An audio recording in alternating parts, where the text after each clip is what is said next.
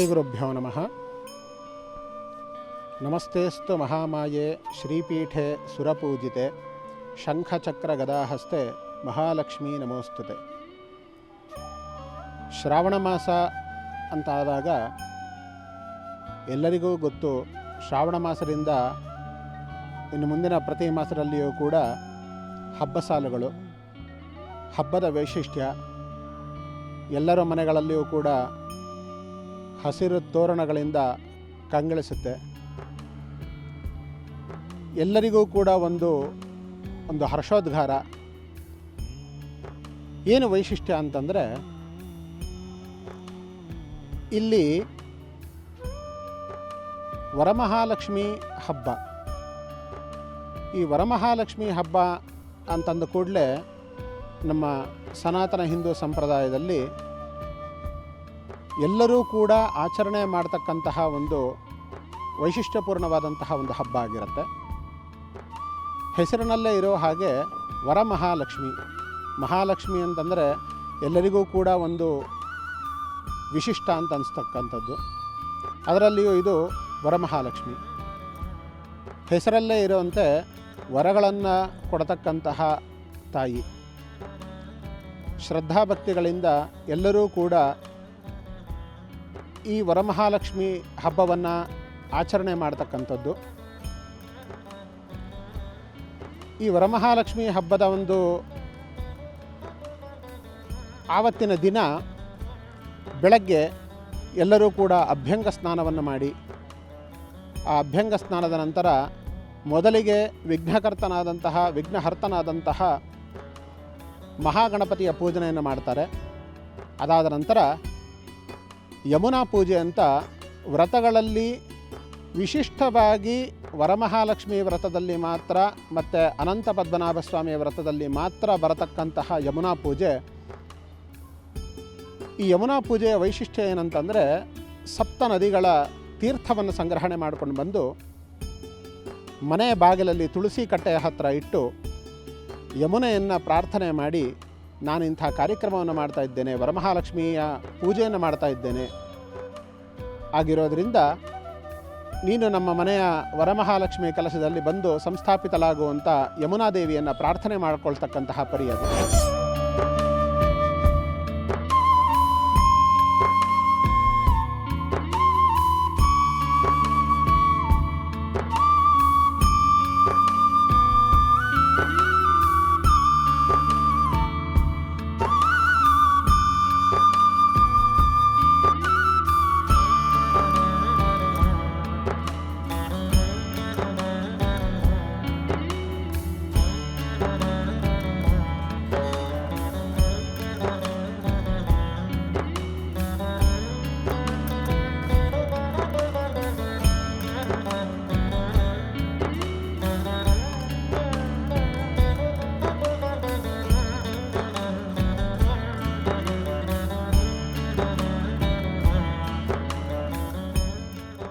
ಹಾಗಾಗಿ ಯಮುನಾ ಪೂಜೆಯನ್ನು ಮಾಡಿಕೊಂಡು, ಯಮುನಾ ಪೂಜೆ ಆದ ನಂತರ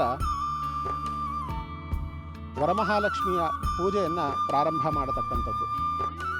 ಆ ಯಮುನಾ ಕಲಶದ ಜಲವನ್ನು, ವರಮಹಾಲಕ್ಷ್ಮಿಯ ಕಲಶ ಅಂತ ನಾವೇನು ಬೆಳ್ಳಿ ಬಿಂದಿಗೆಯೋ, ಬೆಳ್ಳಿಯದ ಚೊಂಬೋ ಅಥವಾ ತಾಮ್ರದ್ದು ಯಥಾಶಕ್ತಿ, ಇದರಲ್ಲಿ ಬೆಳ್ಳಿದೇ ಇಡಬೇಕು ಅಂತ ಯಾವ ಉಲ್ಲೇಖವೂ ಇಲ್ಲ, ಅಥವಾ ಹಿತ್ತಾಳೆದೇ ಇಡಬೇಕು, ತಾಮ್ರದ್ದು ಇಡಬೇಕಂತ ಏನು ಉಲ್ಲೇಖ ಇಲ್ಲ. ನಿಮ್ಮ ಯಥಾಶಕ್ತಿ ನಿಮಗೆ ಯಾವುದು ಅನುಕೂಲವೋ ಆ ಒಂದು ಕಲಶವನ್ನಿಟ್ಟು ಆ ಕಲಶದಲ್ಲಿ ಆ ಯಮುನಾ ಕಲಶದ ಜಲವನ್ನು ಹಾಕಿ ವರಮಹಾಲಕ್ಷ್ಮಿಯನ್ನು ಆ ಕಲಶದಲ್ಲಿ ಆವಾಹನೆ ಮಾಡ್ತಕ್ಕಂಥದ್ದು.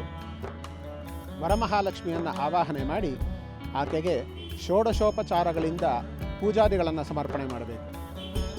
ಷೋಡಶೋಪಚಾರ ಪೂಜಾದಿಗಳಾದ ನಂತರದಲ್ಲಿ ಭಕ್ಷ್ಯಭೋಜ್ಯ, ವಿಶಿಷ್ಟವಾದಂತಹ ಭಕ್ಷ್ಯಭೋಜ್ಯಗಳಿಂದ ನೈವೇದ್ಯವನ್ನು ಸಮರ್ಪಣೆ ಮಾಡಿ ಮಹಾಮಂಗಳಾರತಿಯನ್ನು ಮಾಡಿ, ಅದಾದ ನಂತರದಲ್ಲಿ ಸುಮಂಗಲಿಯರೆಲ್ಲರೂ ಸೇರಿ ದೇವಿಗೆ ಆರತಿಯನ್ನು ಬೆಳಗಬೇಕು.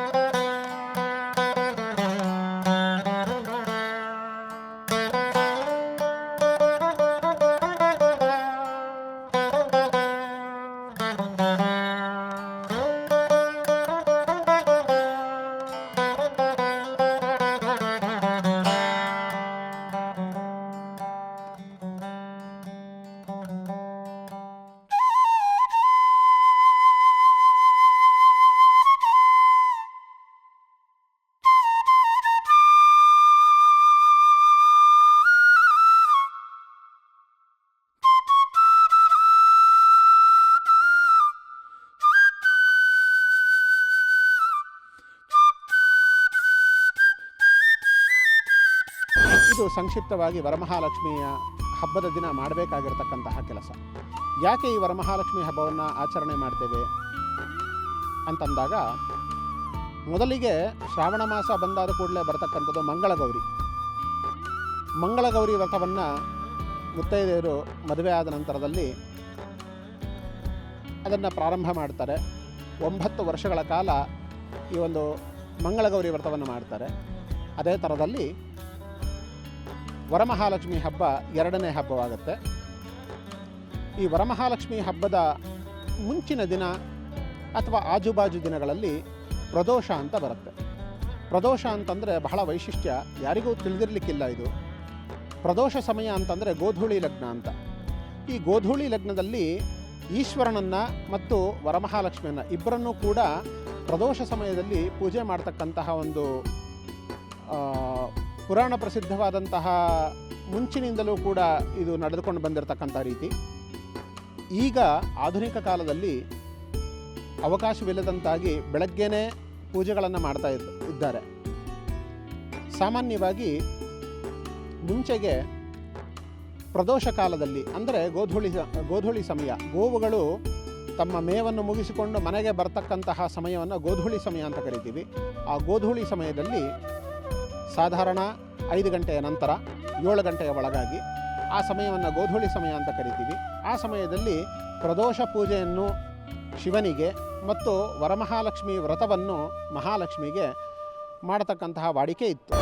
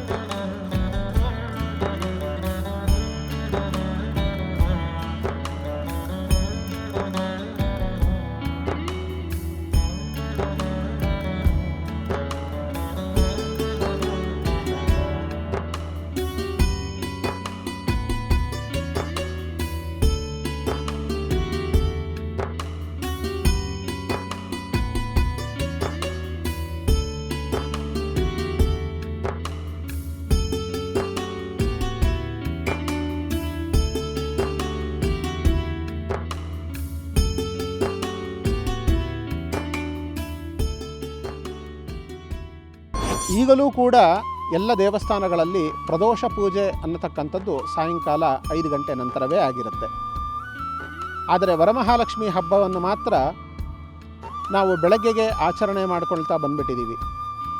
ಅದಕ್ಕೆ ಕಾರಣ ಏನಪ್ಪ ಅಂತಂದರೆ, ಬಹಳಷ್ಟು ಜನರಿಗೆ ಉಪವಾಸ ಇರಲಿಕ್ಕಾಗಲ್ಲ ಅಂತಕ್ಕಂಥದ್ದಾಗಿರಬಹುದು, ಅಥವಾ ಸಮಯದ ಅಭಾವ ಆಗಿರ್ತಕ್ಕಂಥದ್ದಾಗಿರ್ಬೋದು.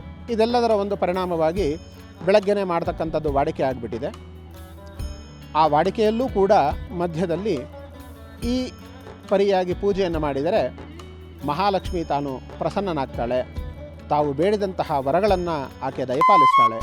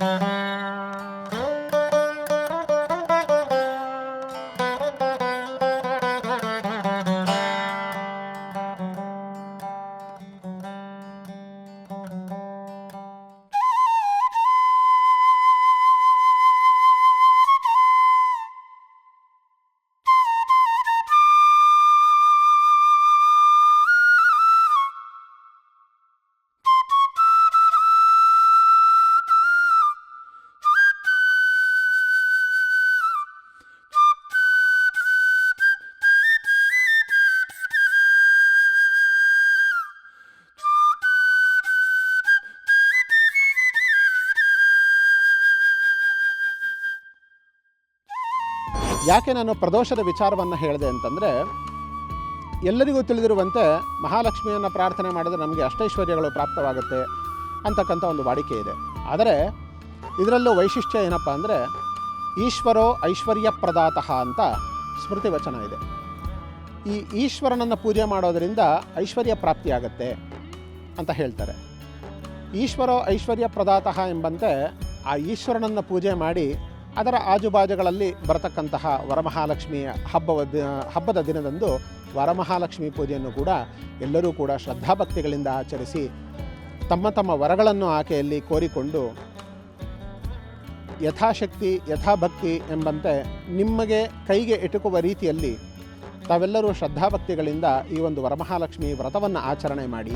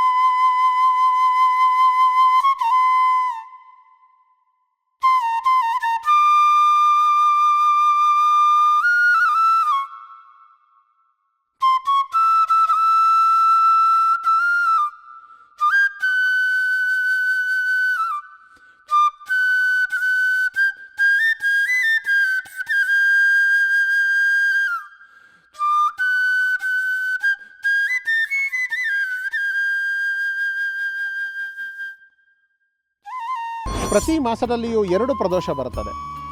ಆ 2 ಪ್ರದೋಷಗಳಲ್ಲಿ ಶುಕ್ಲ ಪಕ್ಷದ ಪ್ರದೋಷ, ಕೃಷ್ಣ ಪಕ್ಷದ ಪ್ರದೋಷ. ಶುಕ್ಲ ಪಕ್ಷದ ಪ್ರದೋಷ ಅಂದರೆ ಪೌರ್ಣಿಮೆಗೆ 3 ದಿನ ಮುಂಚಿತವಾಗಿ, 2 ದಿನ ಮುಂಚಿತವಾಗಿ. ಕೃಷ್ಣ ಪಕ್ಷದ ಪ್ರದೋಷ ಅಮಾವಾಸ್ಯೆಗೆ 2 ದಿನ ಮುಂಚಿತವಾಗಿ ಪ್ರಾಪ್ತವಾಗುತ್ತೆ.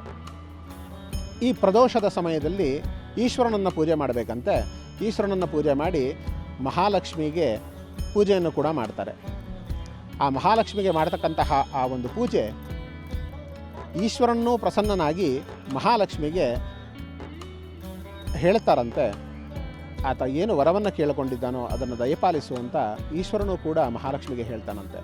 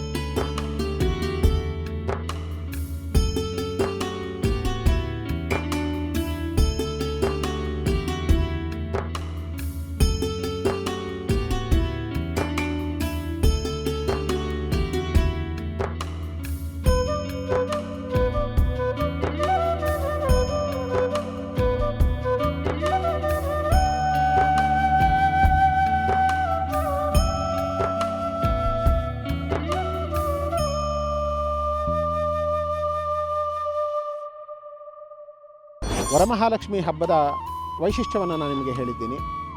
ಎಲ್ಲರೂ ಕೂಡ ವರಮಹಾಲಕ್ಷ್ಮಿ ಹಬ್ಬವನ್ನು ಯಥಾಶಕ್ತಿಯಾಗಿ ವಿಜೃಂಭಣೆಯಿಂದ ಆಚರಣೆ ಮಾಡಿ ತಮ್ಮ ತಮ್ಮ ಇಷ್ಟಕಾಮ್ಯಗಳು ಅಂತ, ಅಂದರೆ ತಮ್ಮ ತಮ್ಮ ಕೋರಿಕೆಗಳೇನಿರುತ್ತೆ ಅದನ್ನು ಆ ತಾಯಿಯಲ್ಲಿ ಸಮರ್ಪಣೆ ಮಾಡಿ ಆ ಕೋರಿಕೆಗಳೆಲ್ಲವೂ ಕೂಡ ಆ ಭಗವತಿ ನಿಮಗೆ ದಯಪಾಲಿಸಲಿ ಅಂತ ನಾನು ಎಲ್ಲರಿಗೂ ಕೂಡ ಈ ಸಂದರ್ಭದಲ್ಲಿ ವರಮಹಾಲಕ್ಷ್ಮಿ ಹಬ್ಬದ ಶುಭಾಶಯಗಳನ್ನು ಕೋರ್ತಾ, ಎಲ್ಲರೂ ಕೂಡ ತಮ್ಮ ತಮ್ಮ ಮನೆಗಳಲ್ಲಿ ವರಮಹಾಲಕ್ಷ್ಮಿಯನ್ನು ಆರಾಧನೆ ಮಾಡಿ ವರಮಹಾಲಕ್ಷ್ಮಿಯ ಪ್ರಸಾದದಿಂದ ತಮಗೆಲ್ಲರೂ ಕೂಡ ಅನುಕೂಲಸ್ಥರಾಗಿ ಬಾಳುವಂತೆ, ಮಾನಸಿಕವಾದಂತಹ ನೆಮ್ಮದಿ, ಮನೆಯಲ್ಲಿ ಸುಖ ಶಾಂತಿ ಎಲ್ಲವೂ ಕೂಡ ನೆಲೆಸಿ ತಮ್ಮ ತಮ್ಮ ಮನಸ್ಸಂದೇಹಗಳೇನೇ ಇದ್ದರೂ ಕೂಡ ಅದೆಲ್ಲವೂ ಕೂಡ ದೂರವಾಗಿ ಆ ಮಹಾಲಕ್ಷ್ಮಿಯ ಕೃಪಾ ಕಟಾಕ್ಷದಿಂದ ತಮಗೆಲ್ಲರೂ ಒಳ್ಳೆಯದಾಗಲಿ ಅಂತ ಈ ಸಮಯದಲ್ಲಿ ನಾನು ಆಶಿಸ್ತಾ ಇದ್ದೇನೆ.